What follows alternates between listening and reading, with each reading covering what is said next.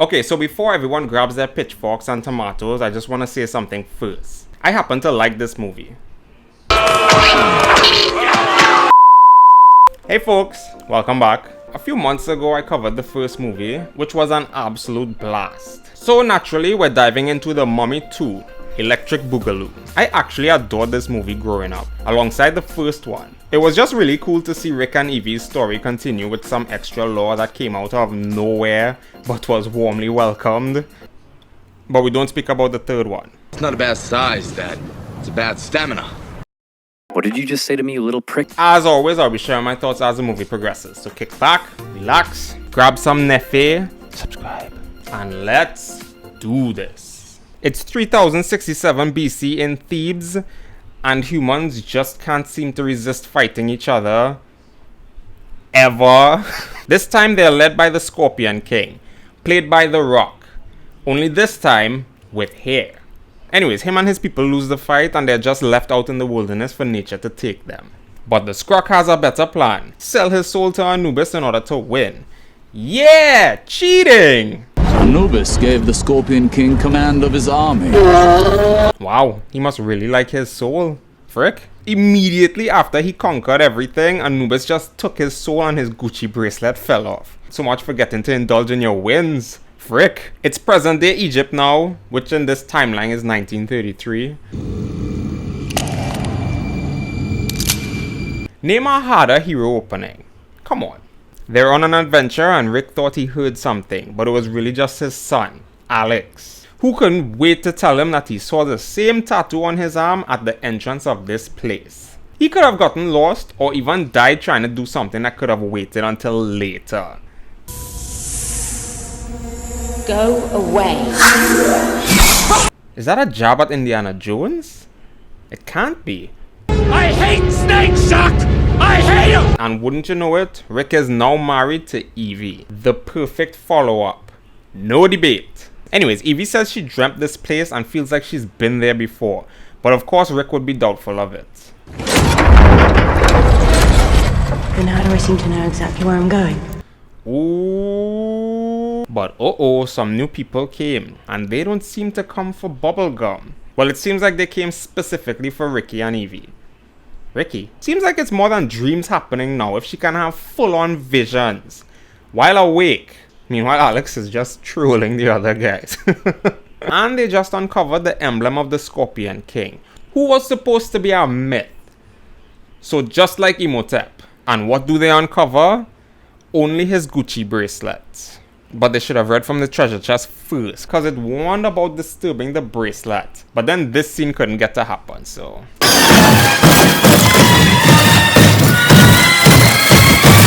Like mom, like son.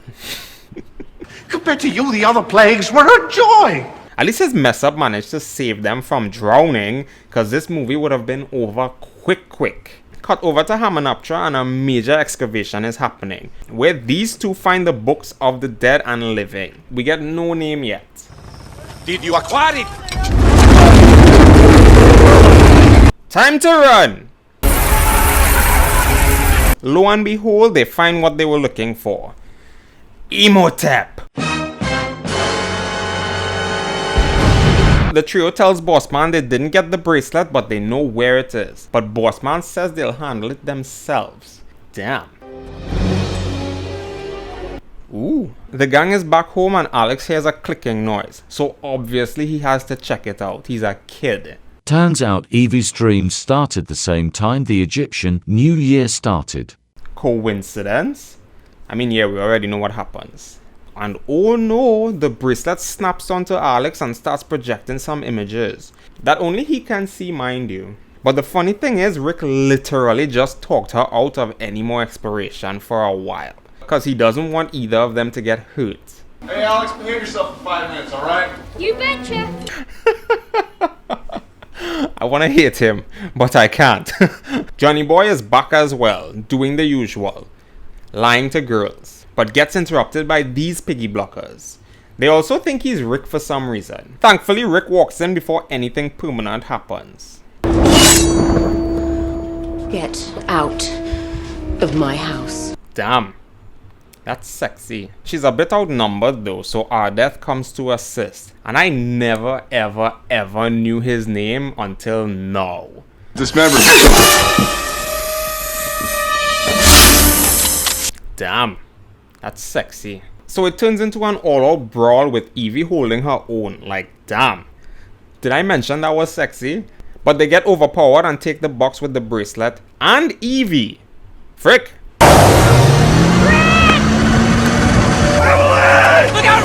And he just convinced her no more exploring. Alex recognizes the bad guy. Apparently it's the curator for the British Museum. Adi says the woman leading them knows things a human shouldn't know. And Alex shows them that the bracelet is actually safe. Now that the bracelet is on his wrist, we have only 7 days before the Scorpion King awakens. Is it inevitable? Like, even if he stays in a hole for 7 days? Also, apparently, whoever can defeat the Scorpion King can have the power to rule the world. Which is why they even bothered to dig up Imhotep in the first place. He's the only one who can. And Adi also notices the mark on Rick's arm and does a little test. That mark means you're a protector of man, a warrior for God. Man was destined for greatness? Frick? And well, Evie also recognizes the curator. So that would then mean that they were never going to be at peace.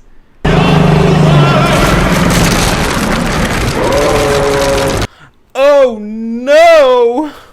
And in comes the girl leading them, who so happens to be the reincarnation of Imhotep's love, Anaxunamun. Which isn't explained at all, by the way. Like, they just put it in here. A couple of years ago, this would have seemed really strange to me. He's handling this very well given the circumstances. Anyways, they learn they don't have the bracelet. They try to burn Evie, but not if Rick has anything to say about it. Come on! You had all the time in the world. Come on. Imhotep realizes they're losing this battle, so he summons the generals. From the first one.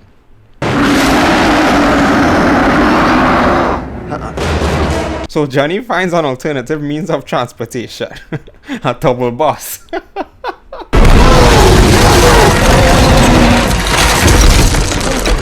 That's scary as hell. Frick. So they're left to take on these guys as best as they can.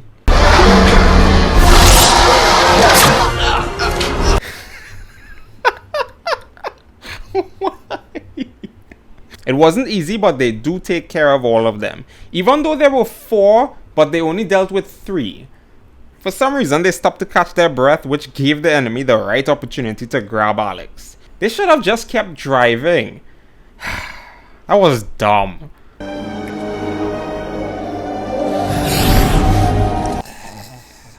Disgusting, but I guess it works. Anyways, they regroup and decide they need to get to the location Alex saw before the enemy, so they'll know exactly where to go next. Did you also hear that if you do not enter the pyramid before the sun strikes it on that very morning, that the bracelet will suck the life out of you? Well, damn. They thought this all out. Meanwhile, this trio from earlier just gets used as bait to make Imhotep whole again. And I think this is the point where the CGI budget just completely ran out. Look at this.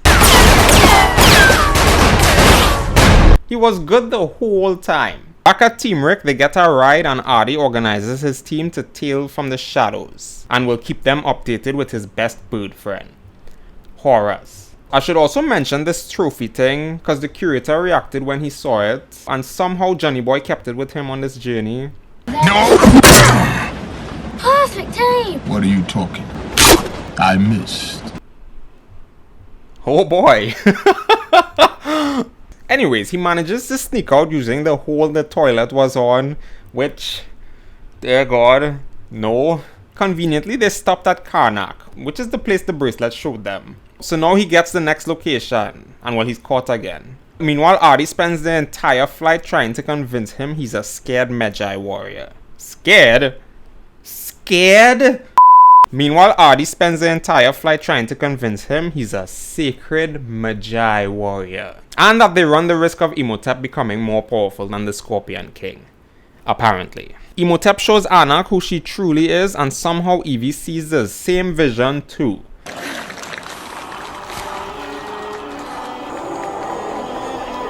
Oh no! She's reincarnated too!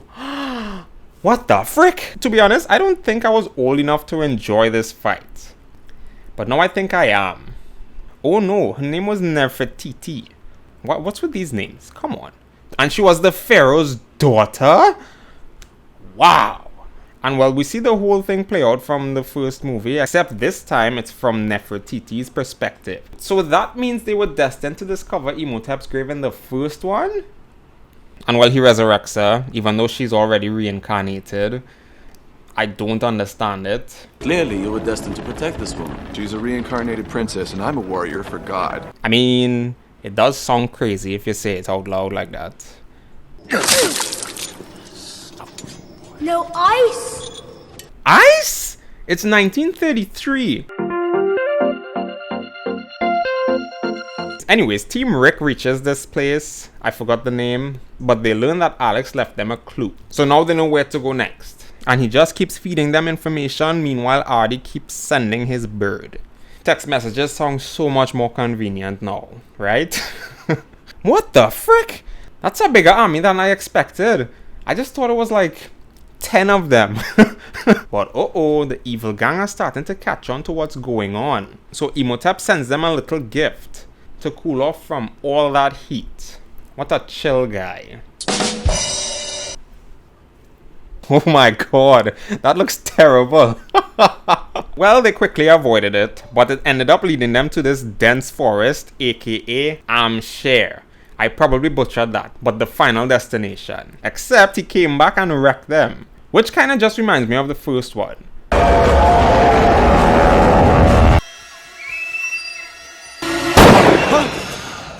Horus! And for some reason, Rick convinces Arnie to help him first before getting the whole army. Like, let him get the backup. You need backup. It's nightfall and Evil Gang sees some insane stuff and still decides to move forward. Like, you don't even know what did that. And that's even more scary than actually knowing what did that. Something is coming. You don't say. Anyways, they get ambushed from these scary demon-looking skeleton monkey things. But Imhotep commanding that respect? Frick. So Rick and Artie capitalize on the situation, grabs Alex and makes a run for it. And Artie gets his revenge on the guy. This guy. He told me the bracelet will kill me if I don't get inside the pyramid before the sun hits it. Today! No resting now, folks. So now it's a race against time.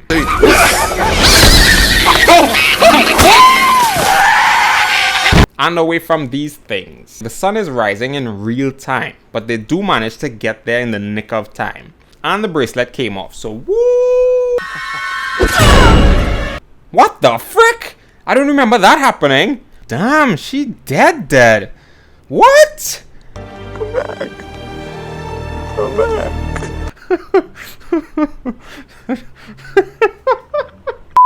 Meanwhile, as soon as Imhotep steps in the temple, Anubis takes his powers away. So all that build-up was for nothing.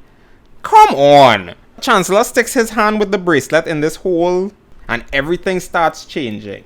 And Artie got that army real quick. You know, like it says in the good book. Book? What? That's it. The Book of the Dead? Really? Broseph got his arm eaten. Frick! Good job. Good flipping job. Johnny Boy distracts Anak by getting beaten. And Rick is looking so scary right now. Jeez. Oh, and Anubis' army is up and about now, so... Rick and Imhotep go at it. Pretty evenly matched, I must say. Like, who knew Imhotep could fight? And Johnny Boy remembered the last symbol Evie told him 9 years ago to pass on to Alex. Why don't you pick on somebody your own size?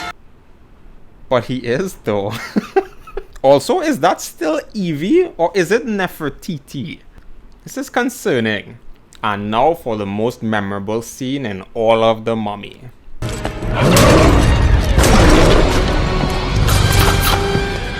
Unfortunately. Imhotep pulls the wimpiest move I've ever seen in my life and sends him to fight Rick. Or the cleverest, I can't tell.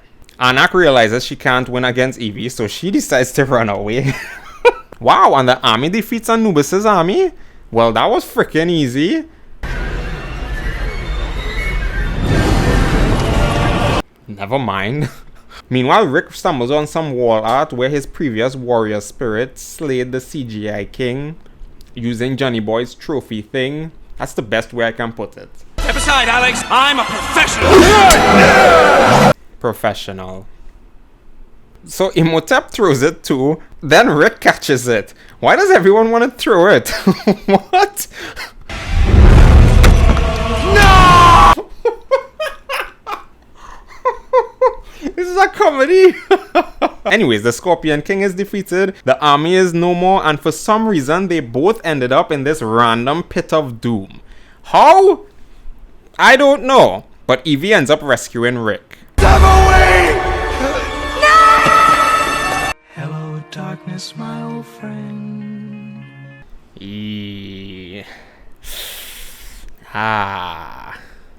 Your life's mission was to bring her back and she just dips. But she doesn't make it very far anyways. And the whole forest just pulls a Jumanji and sucks everything back into the pyramid. So now their only option is to go up. Thankfully, they're saved by their ride from earlier. Like, whew! What the frick? I thought I almost lost you there. For a moment there, you did. But are you sure that's your wife though? And that's the movie. Okay, so it was quite enjoyable. It was nice to see our beloved gang back at it on their wacky adventure. I did mention before that a few things got shoehorned into the lore to make them destined to be doing these things, which for the most part was enjoyable for the story. The story was nice and interesting, and the adventures was excellent. And scary. I'm very disappointed in Imhotep being hyped up to be this big bad, only to get stripped to a mortal in an instant. So he wasn't even much of a threat. And well, everyone memed the CGI king to hell, so I won't be talking about him. Overall, a good watch. It was good, but it wasn't that great. Does that make sense? If you enjoyed this video, be sure to like and subscribe for more movie content, and comment down below if you agree with my take or not. I'd love to know, actually. But that's it from me. Thanks for watching. Peace!